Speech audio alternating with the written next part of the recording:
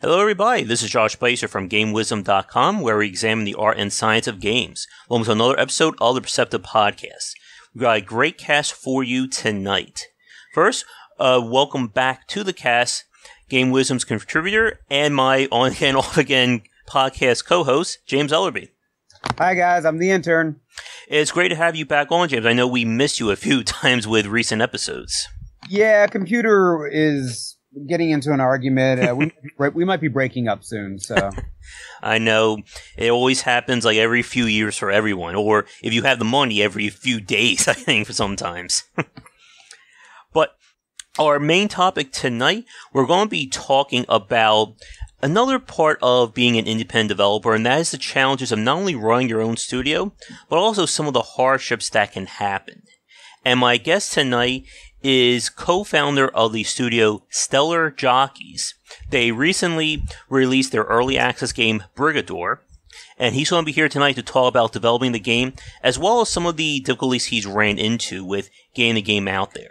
So, please welcome to the podcast, Hugh Monahan.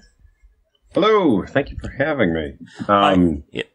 Yeah, so I'm one of the co-founders of Stellar Jockeys, as you mentioned. My brother and I are the two kind of core members. Although there were four of us over the development, working together on the development of Brigador, the other two were contractors for the duration. So they've since moved on to greener pastures. But I focus mainly on game design and running the business, while my brother handles the art end of the spectrum. Yeah. Brigador is our first game. It took us several years to make, and we released it on early access October of last year, and then the game hit 1.0 on June 2nd of this year. Yep, it's great to have you on, Hugh. I know we've been talking about doing this for the last few weeks, always the challenges of playing email tag, but it's great to finally have you on, and we can sort of have this sit-down discussion. Yeah, I'm happy to chat about this stuff. Yeah. And for those of you who missed it, Hugh made a post, I think, was it an interview on Kotaku that you did regarding Brigador's development? Yeah, I spoke with Nathan Grayson at length. It was my brother and I both. Talked to him for a couple hours, and then most of the transcription of that interview ended up going up on Kotaku. Yeah. And we'll be talking a lot about the topics that you brought up there regarding especially the challenges of developing a game, especially developing an indie game in the current market. As we were talking about before the cast, there's always a lot of discussions about the big name games, the ones that have succeeded. Darkest Dungeon, Undertale, Stardew Valley. But for every amazing indie game that gets in the spotlight, there are countless more that unfortunately fall by the wayside for one reason or another. And I was talking to James about this before as well, as someone who's also trying to learn more about the workings of game design industry. And this is a really great cast for you to sit on. And if you have any questions for Hugh, James, feel free to speak out. Yeah, definitely. So to get things started, then, you already gave a little bit of discussion about your background, Hugh. For people who haven't heard of Brigador, could you talk a little bit about what the game was about and sort of what you were going with it? Yeah, sure. So Brigador is the technical definition, I guess, is it's an isometric, real-time tactical combat game. The short version is that you drive around tanks and you blow shit up. We did a custom engine specifically to the ends of making fully destructible environments. And when I say fully destructible, I mean that, like, if you see it in the game outside of like the boundaries of the level, if you see it, you can blow it up. I mean, we've had some people affectionately call it a Kool-Aid Man simulator, which I get a good chuckle out of. The goal with the game was to make something that straddled the gap between a twin stick shooter versus something more like a tactics game, where you still have that the skill still lies in your ability to pilot and aim your vehicle, but to take the twin stick formula, slow it down, and make it a lot more involved. So, for example, the aiming in the game, you're aiming in 3 space. Mm-hmm. So simply having the correct orientation for landing a shot on your target isn't sufficient. You also have to have the correct declination of the guns. Now, all that's controlled by the mouse control. But yeah, I mean, so it's a weird kind of straddling of a couple different genres. People would probably most recognize something like Desert Strike or Bedlam. We get a lot of people referencing Future Cop LAPD as well. Something in that wheelhouse, and you haven't really seen any games trying to hit that niche. Mm-hmm. Yeah, and there's a lot of like subtle complexity to Brigador, including the free play mode or the contract mode, where you're basically free to just pick a pilot, pick a mech, pick their weapons, and then you're basically able to just create semi-customized scenarios to go out and play the game, and then you can unlock more money, which can get you more resources to do more with that. Yeah. So that was to kind of jump into talking about early access. When the way we'd originally scoped the game was that it was just a freelance mode. It was more of like an arena style game where you have different loadouts. You go in and you either beat a series of levels or you die, start again. And one of the strongest sets of feedback we got from the early access release was that people wanted an explicit story campaign, and one which was sort of discretized down to single levels. And that ended up basically extending an already long development cycle by about another 6 months, so that we could do this different, kind of more catered mode for players. It ended up being very popular. So it was the right decision. But, so we ended up with this sort of, a game with a couple different ways of interacting. I think it turned out all right. Yeah. Now, it's interesting that you talked about the campaign or the story mode being added in after the early access period, as the game has a very extensive amount of lore to it. And we talked about this through email a few weeks ago, but there's actually a companion novel to Brigador that's available. I think it's an ebook, right, on Amazon? Mm-hmm.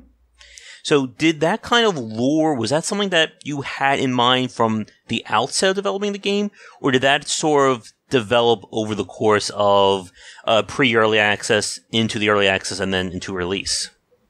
It was a sort of natural progression. Because Brigador actually, the setting for it is actually a modification of something that we had been working on, mainly my brother actually, for a couple years prior to jumping on and starting Brigador. So it was a setting that we had actually spent a lot of time thinking about, and it had always been intended to be something we used for a video game, but at the time we didn't have a very specific thing to be doing with it. But yeah, we had we had a couple years of basically thinking about what exactly we want that setting to be prior to actually starting the game. And then once we got knee deep in developing Brigador, we realized that setting that we had created prior was actually a very good fit for it. And as we continued working on the game, we had this bevy of ideas and of story that meshed well with the game.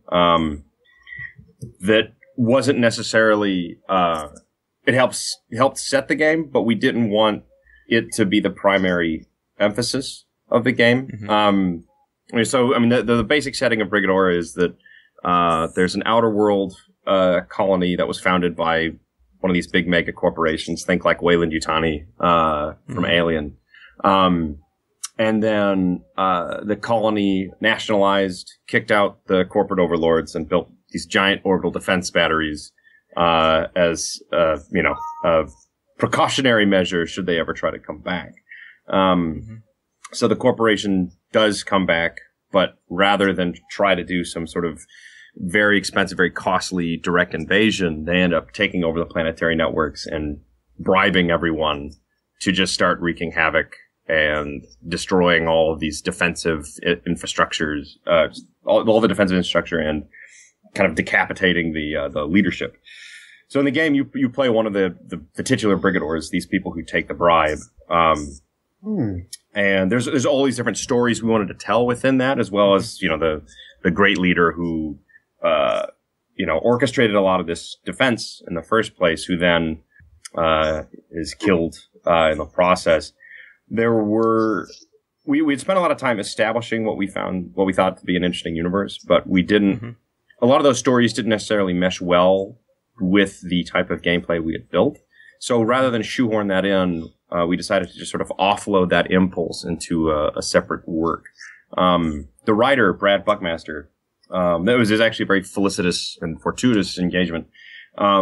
He was just a friend of ours who was doing some consulting with us. He's a veteran of several tours in Afghanistan.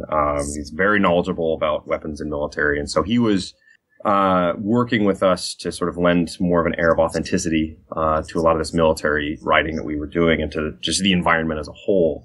And we found out that he actually was an author himself, and was one of these like, what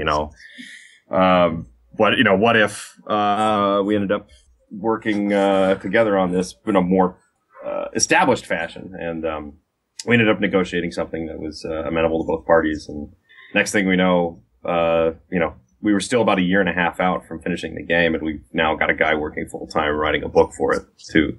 And then that, we liked that so much that ended up snowballing into hiring Ryan Cooper, who's a voice actor, to do the audiobook adaptation. So we kind of went full bore on the whole thing. I don't know. I'm proud of what we made. I don't know if it made economic sense, but. And it's very fascinating, again, about this kind of lore. As you were just saying, Hugh, that Brigador, from a gameplay perspective, doesn't lend itself to sort of the slower pace of, a grand tale. It is a game, as you said, where you drive a tank and blow shit up. It's not a game that's going to stop for a cutscene to tell you everything. But while I haven't had a chance to look at the book yet, just looking at all the little lore snippets in the game, again, it's very fascinating about this kind of world that you built up. And as you were saying, it is something that you've had in the back of your head for a while before adding it to the Brigador kind of into its theme. Now, it's an interesting part, especially about storytelling in games, that probably storytelling as a topic in of itself is something too big for this podcast. But if you remember, James, we did have that discussion about sort of the different kinds of storytelling. Yep. I think it's really amazing that, didn't you say it was just you and your brother that kind of started this? And all of a sudden you guys have a professional writer and professional voice actors. And it's amazing how the electronic entertainment gaming industry can collab with so many other industries to create what it is. And I think your story is a beautiful example of that. Well, thank you. A part of it comes down to sort of design philosophy.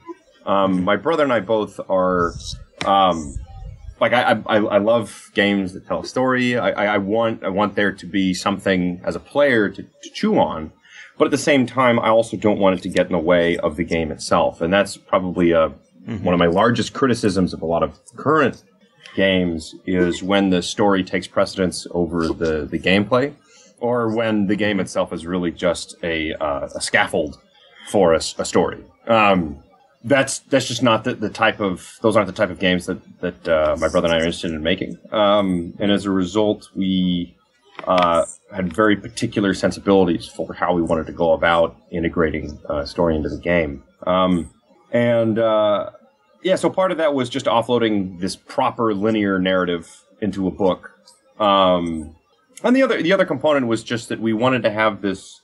We wanted the game to have a multi-person narrative, and one which is just sort of left open to how you as the player want to invest into it.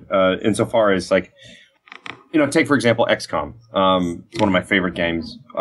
You don't in the original XCOM, like you don't even have like character bios or anything. All you have is a face, a name, and their abilities, and then whether they live or die from combat. And you have some of these very memorable and just sort of tremendous moments in the game where things are going terribly, and then you have this rookie who nails this amazing shot from, halfway across the game world. Or to the flip side of that, the hardened veteran who misses a shot from 10 feet away and then ends up getting everyone killed. These kinds of things where you have this sort of implicit story created by the gameplay. That's something that I was interested in with Brigador, where we have a lot of these elements in combat in the game that they're not explicit objectives or explicit penalties. So there's civilians on every level, and as a player, it's entirely up to you with how you actually want to play that. It's possible. It's very difficult, but it's possible to play through these levels without killing any civilians. They react to weapon impacts and to proximity and to noise. So you can basically herd them away from combat areas. Excuse me. There are different ways you can engage with that, and a similar kind of thing just with overall collateral damage. I mean, we have we have some levels that are kind of out in the boonies, nothing really of value that can be destroyed. But then we also have ones where it's you're in the dense urban center, bunch of civilians, bunch of building infrastructure and things. And depending on how you want to play and also what your equipage is, there's this internal narrative from a player standpoint of, okay, I'm the Leviathan just stomping through everything and, using these giant mortars to level half the city. Or, I'm playing as this little stealthy, hovercraft who, ends up just taking out his targets and no one else, get out and, kind of Hitman Silent Assassin style. We wanted to put the emphasis on that, which I think we achieved. The problem is just that I think a lot of people came into the game expecting more of a traditional linear narrative there and ended up coming away disappointed by that, by the lack thereof. And it's hard to respond to that by saying, we'll just read the book. Like, well, I bought a video game and I wanted to get that through the video game. Yeah. And that's always that tricky part about storytelling. Again, the topic of storytelling can easily take up several podcasts just in of itself about how much you want to show versus tell the player. And especially when you have something that has a very meaty background like Brigador, and even when we talked about like the Soul series and how there's an extensive amount of lore and backstory to these games that is pretty much like ignored by like the actual game itself. Unless you actively want to look at it, it's not going to present itself. And as you're saying with Brigador, Hugh, it kind of falls along that same line. So if you just want to be a giant tank and blow stuff up, it's there. But then, of course, you have, I didn't even count like how many different lore entries are in the game plus the companion book. Yeah, I mean, so as far as a proper accounting of things, the book is about 20,000 words. Or 75,000 words. So about 200 pages. The game itself, on top of that, has about 20,000 words of writing. So all told, we've got about 280-ish pages, like standard paperback size, of writing done for the game. I love Dark Souls, and I'm a big fan of this sort of peripheral storytelling where if you want to dig in, if you like the lore, if you like the world that we've built, there's this wealth of writing and information for you to absorb. But if you're just there to blow stuff up and you don't care about any of the rest of the stuff, it is in no way demanded of you that this kind of stuff, that you need to read or to learn any of this kind of stuff. I think we might have erred too far on that side of things with the story campaign, just in that we were very hands off about it. We gave sort of the primer for the campaign. There's different pilots you can choose to run each mission with, but we didn't have, as far as like the denouement for the campaign, we kind of left it fairly open, and I think people were expecting more of a discrete story and a very open and shut, like, closure, like, okay, here's what happened to the city, here's what happened to you, and everything else, whereas we sort of kept it vague. Mm-hmm. Yeah, and as you're saying, not a lot of games do that. I know with the Souls games in particular, I think we had a pretty interesting discussion about like the fact that each Souls game basically just ends. Like there's very little that's actually explained, and again, that kind of peripheral storytelling is something we really haven't seen all that often, at least in terms of the scope of the game industry. Most of the games we've played, at least growing up, were basically you save the princess, kingdom's yours, the bad guys beaten, that's it kind of thing. And it's kind of, as you were saying, James, earlier, we're really been seeing this evolution in terms of storytelling, and especially with trying to elevate these kinds of not just storytelling, but game design in general. Now, with Brigador itself, one part that I want to touch on, we sort of brought this up a few minutes ago, is the early access period. We've been talking to a lot of developers over the last year regarding their thoughts on early access, especially as not just a promotional tool, but as a way of enhancing a game. Now, I'm sorry if you said this already, Hugh, but is Brigador like your first like official game you've worked on? It is my first shipped title. Okay. At least on a commercial standpoint. I've worked on small projects prior to starting Stellar Jockeys, but either I was operating in such a minor capacity that I wasn't credited, or these were just projects that never made it to market, so don't really count.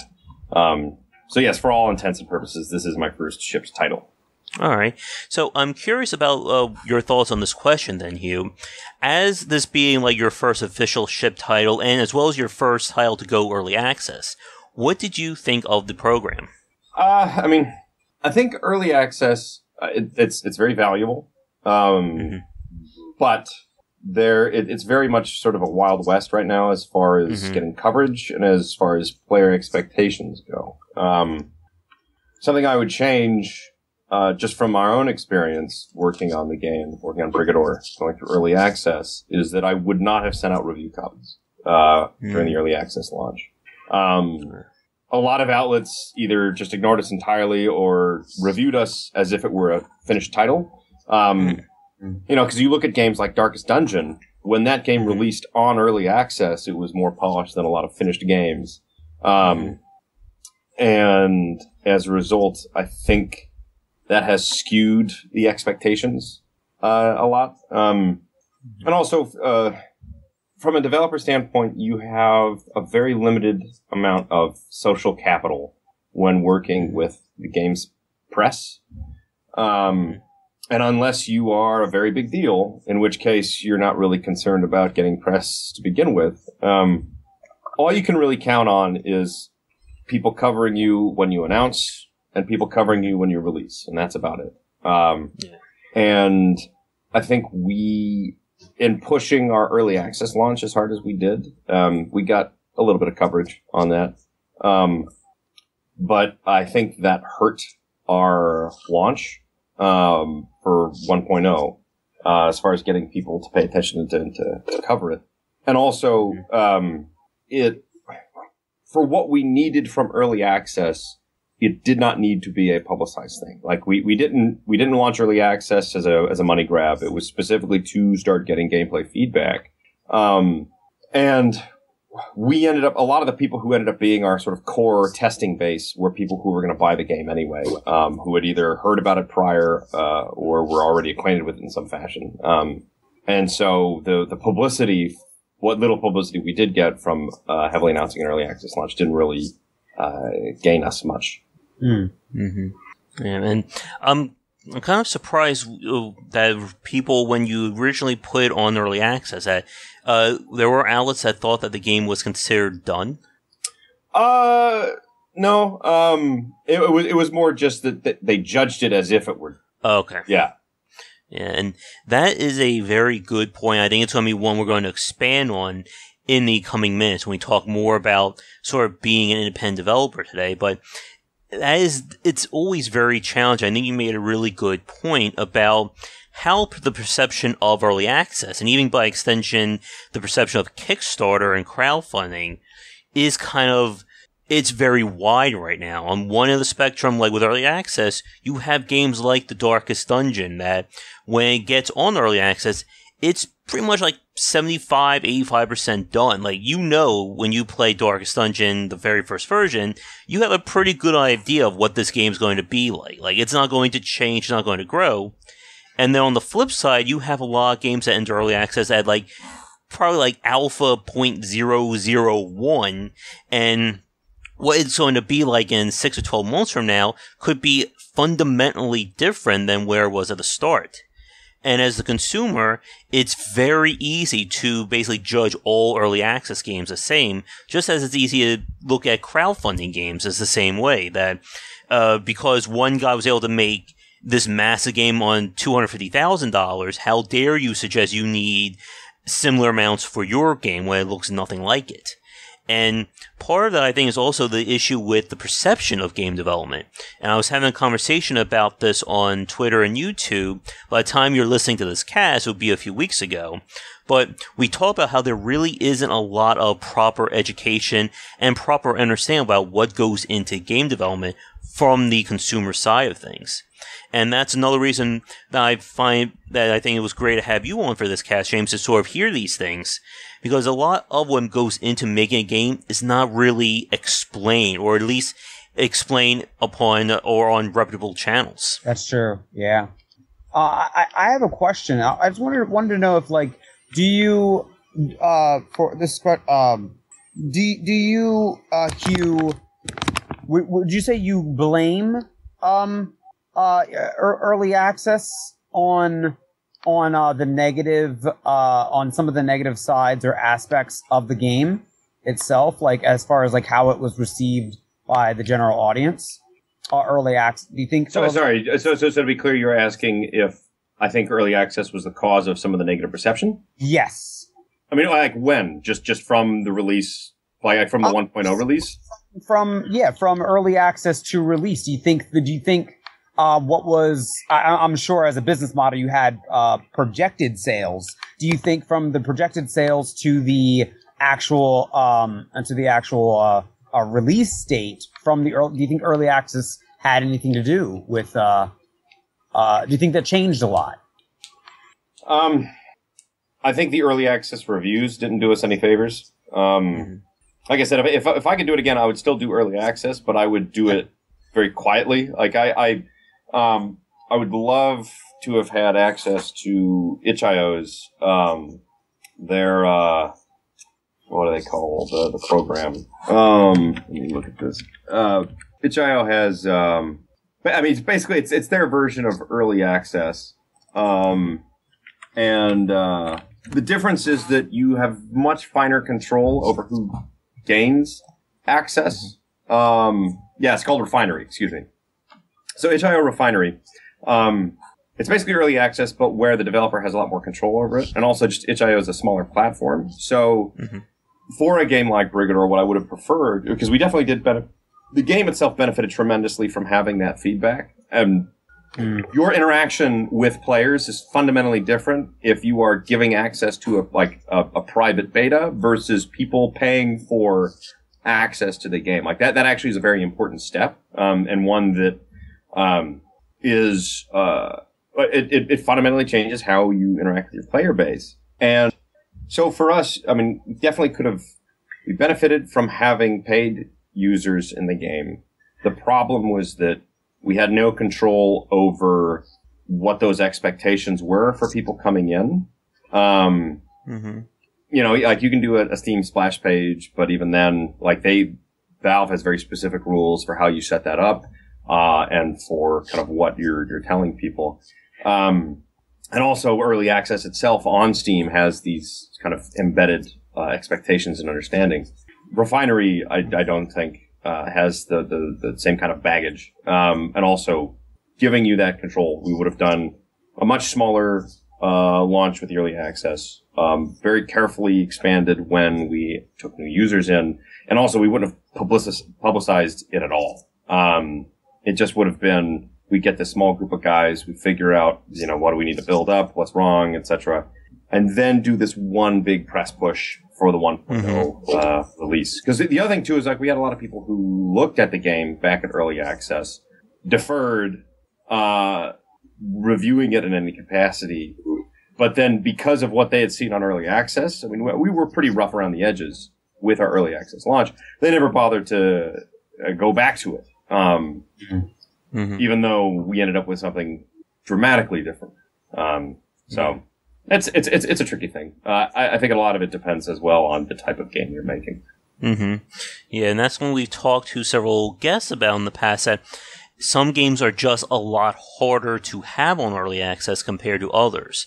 Like, for instance, the survival genre or open-ended games really do well on early access because of the fact they're meant to be something that can be replayed, and you can see that evolution very easily. When you're developing a game around a linear set of mechanics or something with a set amount of gameplay, it's very easy for someone to come in when the game's at its worst looking, play and go, oh, I don't want to play this again. And then when you have it completely polished, they're just like, look, I've already played this once. Why should I come back to it now? I mean, if you've got a story game, don't put it on early access. Yeah. What were you about to say, James? I was going to say, do you think that indie developers should start? I mean, it's one of those things. One of two things is going to happen.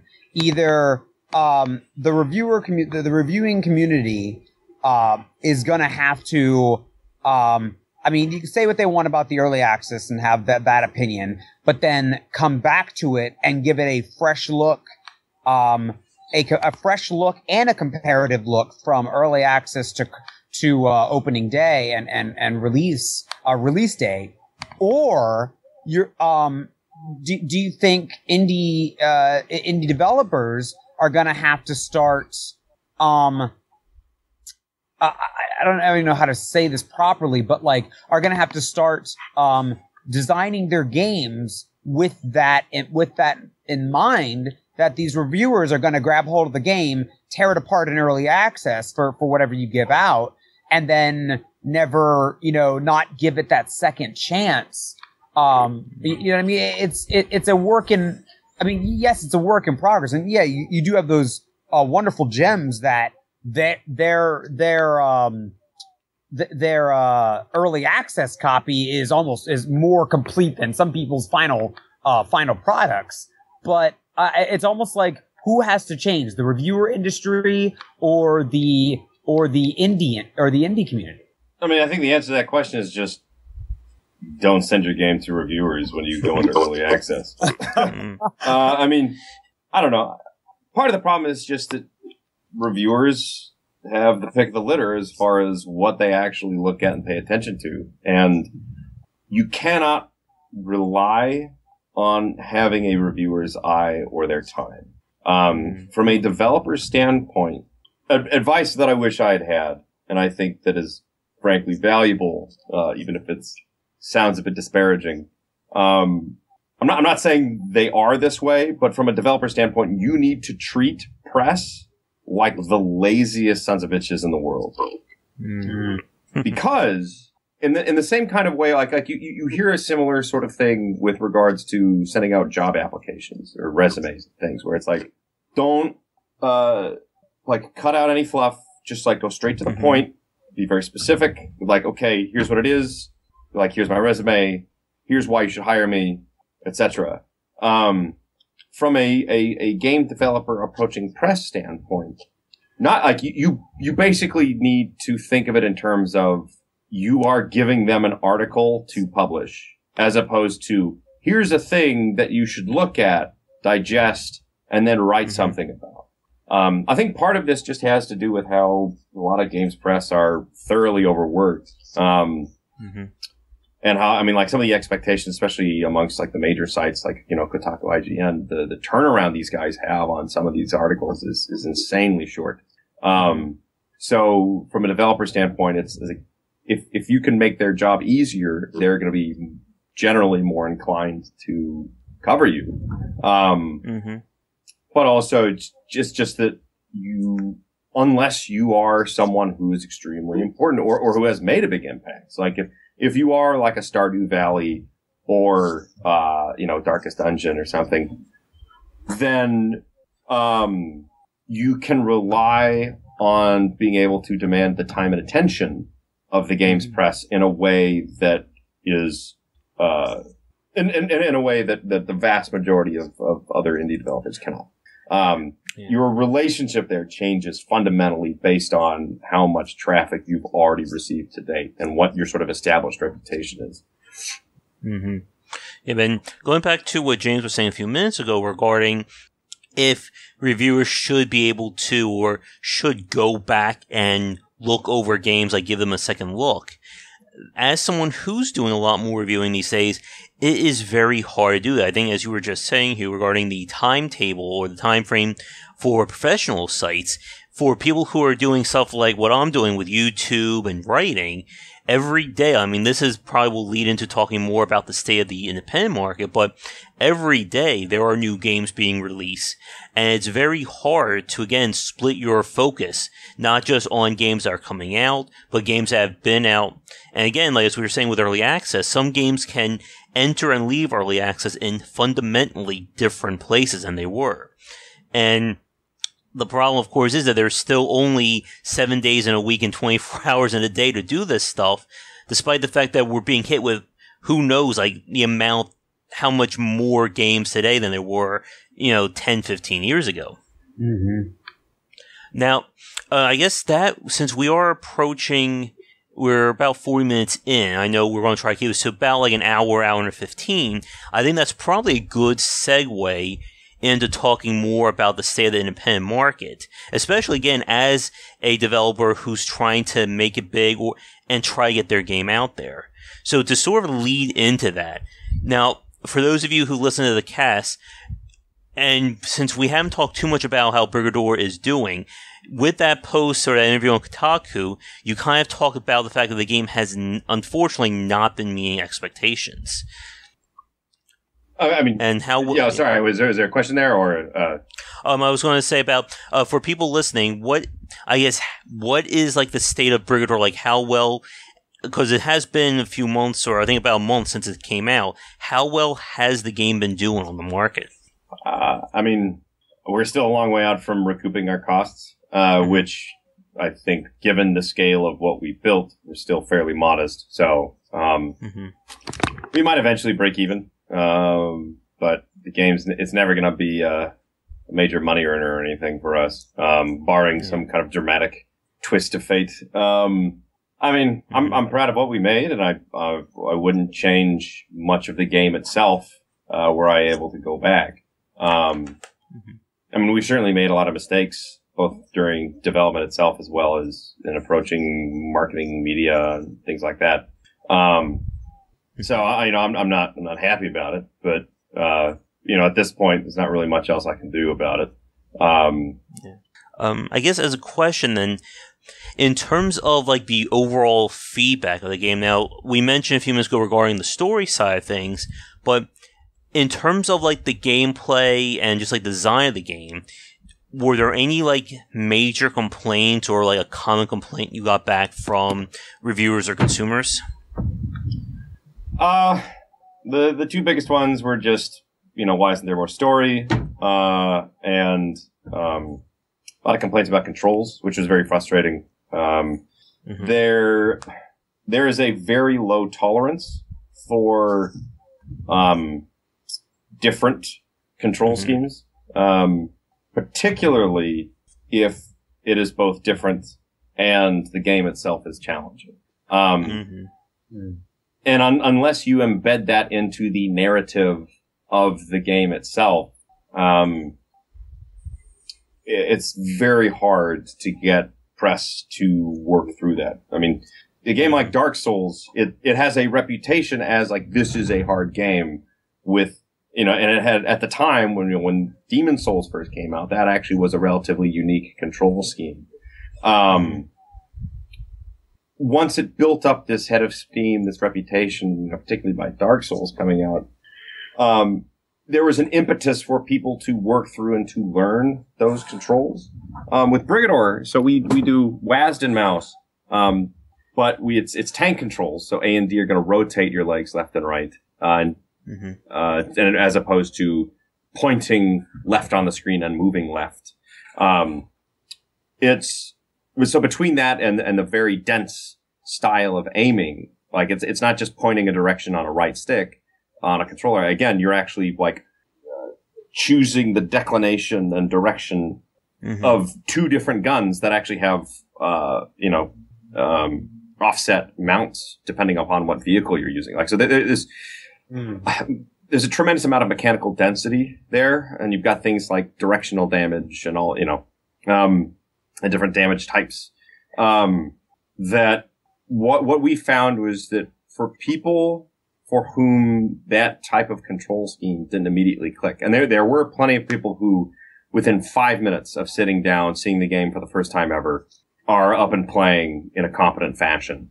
For every one of those, there were 9 people who were utterly befuddled by that control scheme. And that hurt us terribly.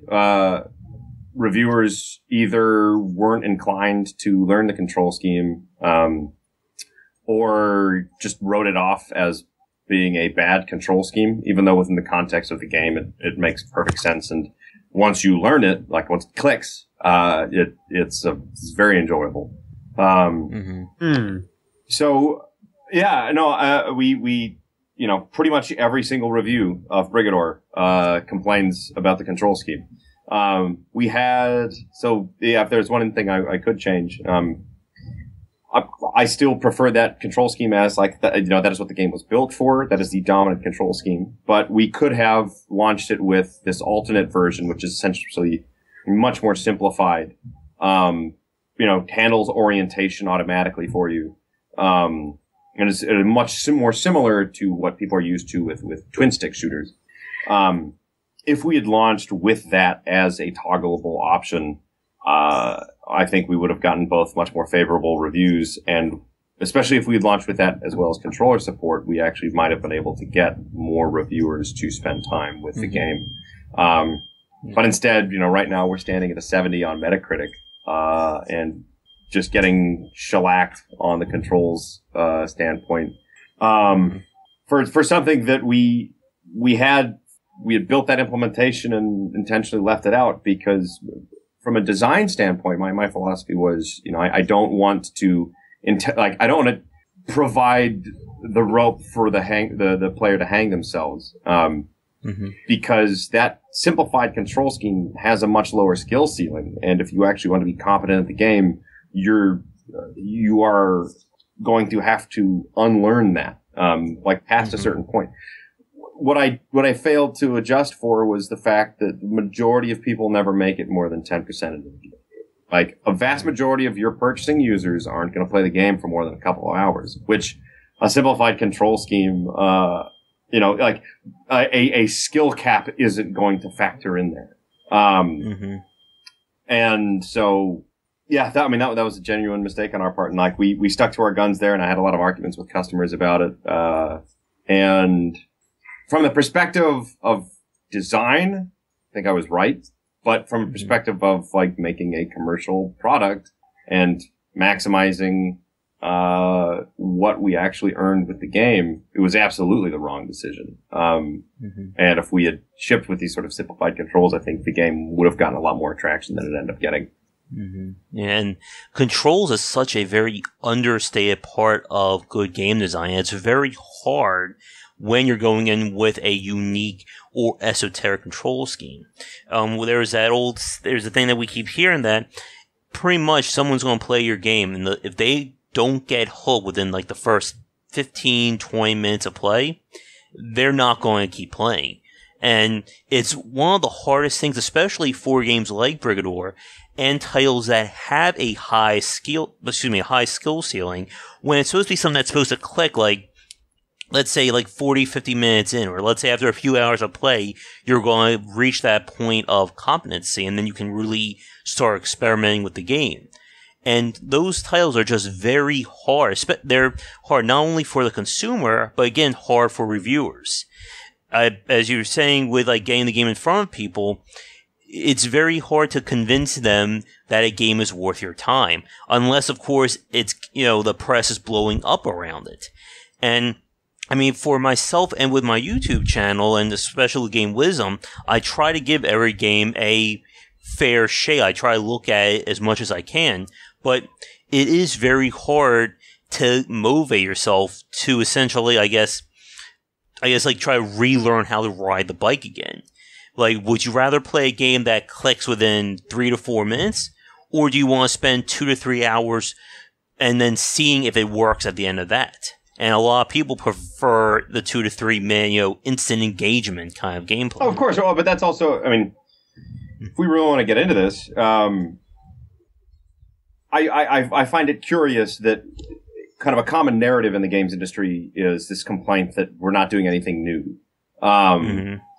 But if what that really means is, if you're going to do something new, it has to be a low difficulty narrative game that is not very challenging. Because then you can actually get people to sit down with it and get invested. I mean, you look at something like Firewatch or Inside.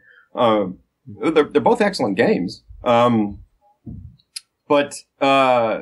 if they are very easy games to engage with and to review, and I think a lot of that drives the traffic and the frequency with which reviewers engage with these types of games, because the demands upon you as a player are extremely low. That is as a developer, that was a great frustration of mine, and is also very eye-opening for me, which is just that the vast majority of games reviewers are not hardcore level players. Like, we had a lot of reviewers come in and they couldn't use mouse and keyboard. And then, so they ended up like fumbling awkwardly at the game for 20 minutes, and it may as well, like, we would have been probably better off if they just hadn't even looked at the game in the first place. It's really like I think going back to what you were just saying regarding innovation versus, the mass manufacture repetitive gameplay, it really is a catch-22. And that's, I think, something that a lot of new developers, especially students and enthusiasts, need to hear. Everyone says they want unique games, something they've never seen before.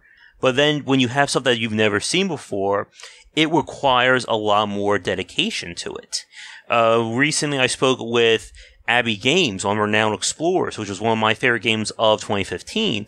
It's an amazing game, but it's also something that is completely original, and that, as we're saying, is a very hard selling point. When you look at something like Undertale, it has the 8-bit aesthetic to it, like that quote-unquote retro feel to it. Same thing with Stardew Valley with 16-bit. Like, a lot of people, I think especially with like reviewers and consumers, they tend to review these games first with their eyes. Because obviously video games are a visual medium.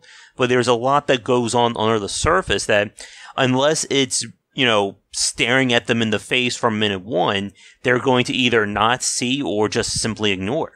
But there's a bigger problem here. Is like you have somebody trying to tell you, like, you just said some of the people that were reviewing it weren't even used to using those kind of controls. That's horrible. That's like somebody who has that's like a deaf person trying to review a freaking game done by Nobuo Uematsu. Well, this Final Fantasy game, the story was great, but the sound sucked. You're deaf. You can't hear anything. So how can you review how can you properly review something if you can't even properly play it? You know what I mean? That's not a fault of the game industry. That's a fault of the review industry. That's kind of like that's an issue that a lot of people are talking about, that there is no standard for what makes someone quote unquote be a game reviewer. Yeah. There's that piece that people made from a Polygon with the Doom spotlight they did with someone who looked like they never picked up a first person shooter. But yeah.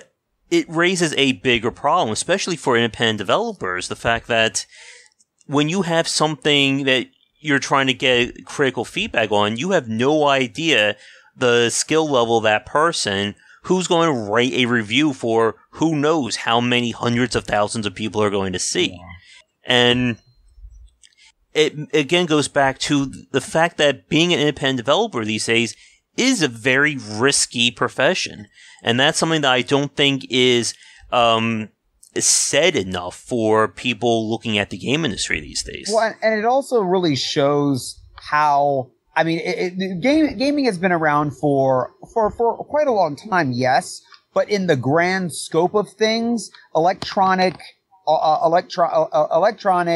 digital entertainment has not been around for, like, if you compare it to something like books or food review, you know, those have been around for a lot longer. Like, if you compare it to that, then the video game industry is in its infancy. But something that really needs to happen is, like, if you go to, like, the news, like, the sports guys cover sports. They know sports, they love sports, they write about sports, and yet the game industry is still young enough that I'm a reviewer. Well, what do you do?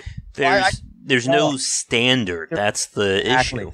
But the thing that sucks is that people like Hugh are gonna suffer for it because of you know what I mean? Like, that's not fair to the people that are, I mean, again, like you said, it is the Wild West, and that's kind of where we're at right now. But I think it's also something that we need to start looking to change industry-wise, where it's like, someone could have a great game, but all because it gets picked up by somebody that doesn't know what they're doing, it can completely ruin, like, everything. It can destroy a lot of stuff. And as Hugh was saying earlier, when you were talking about like the difficulties of interacting with reviewers, there's also that kind of trouble with trying to even get their attention in the first place. Now, with when I think we got in touch, it was fairly easy. Like, I think you emailed me, or I think someone, I got the response. I'm pretty sure I emailed you about Brigador after hearing about it on Twitter.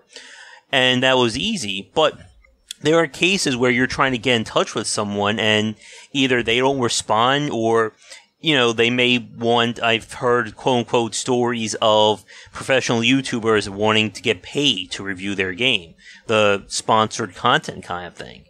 And there's just a lot out there that is more of, like, I guess, the underbelly of what it means to, like, review these games and get in front of people. Wow. Yeah, well, and I think if you want to get paid, and here's the sad thing, though, too. Again, I think wanting more of a standard, especially when people's, you know, time, money, and art is on the line. If you want to get paid to review something, I think one of the standards should be, what are your qualifications? You need to start having some qualifications to start reviewing. You know what I mean? Like, because people are putting time, effort, and heart and money into these products. They need to being reviewed by people who are also putting time, effort, and love of you know what I mean? And I agree with you, James, but I can tell you exactly what the criticism of that will be.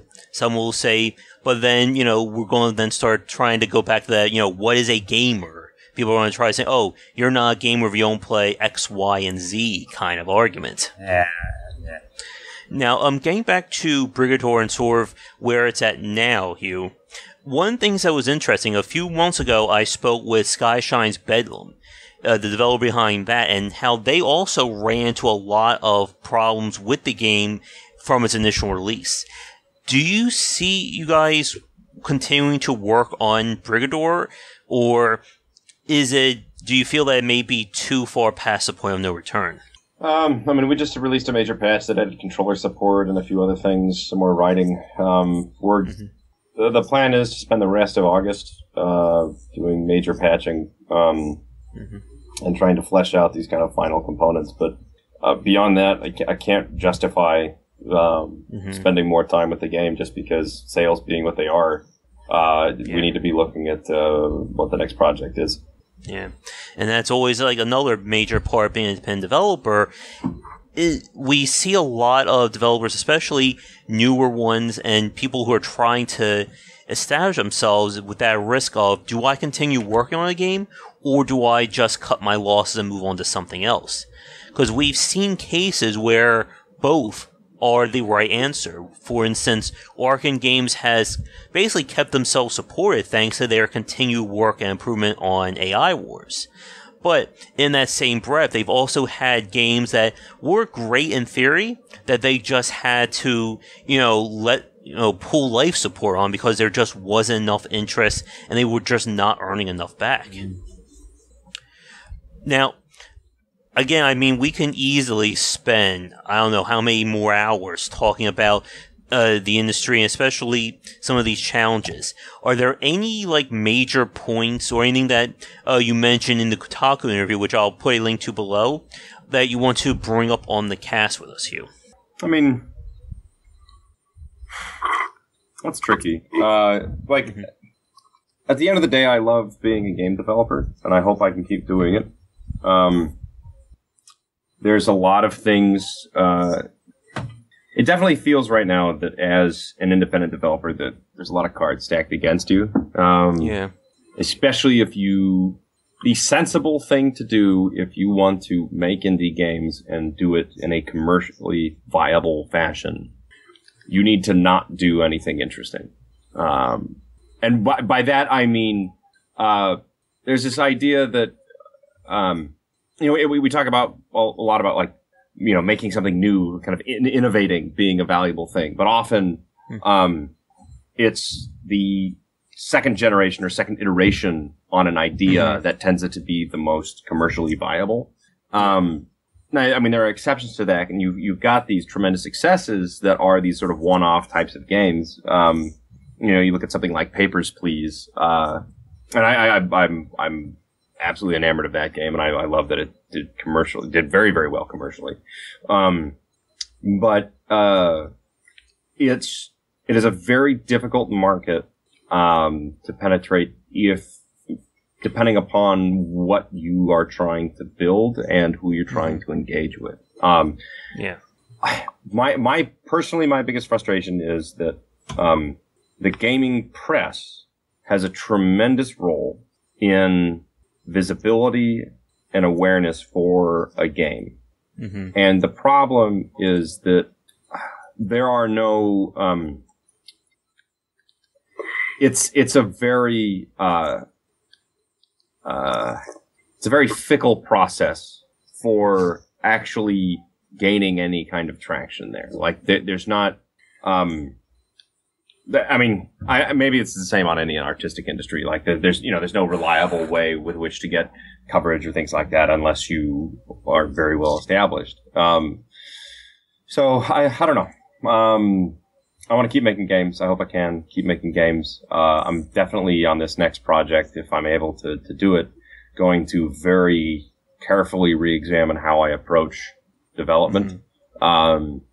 Because Brigador as a game is almost tailor-made to not get coverage. It is a game that is mechanically complex. It has a unique control scheme on a mouse and keyboard platform. If you want to think of it with a unique control scheme on controller, but it's a unique control scheme on mouse and keyboard. So just with those two things already, there are tremendous barriers for me to just get reviewers to even engage with the game in any meaningful fashion. And then, some of these other aspects as well.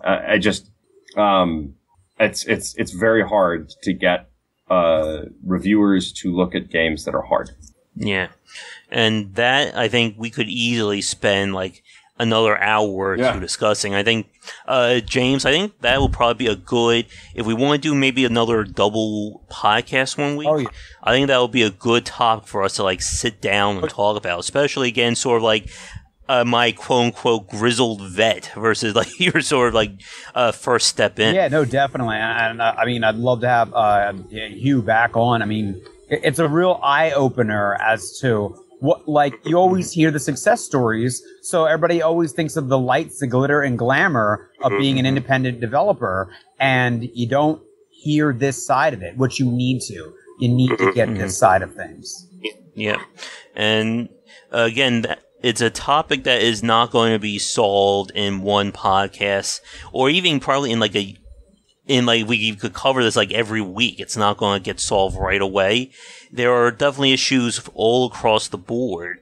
And I think we had a lot of really good points. I definitely want to come back to sort of like that standard overview. I think that's something I want to flesh out into a post, maybe a video, and even I think that would be a good topic I want to talk with you about, James, as its own separate thing coming soon. Now, I think with that, again, we can talk. There's so many more topics about this, but I think we've hit all the major points for this post or for this podcast.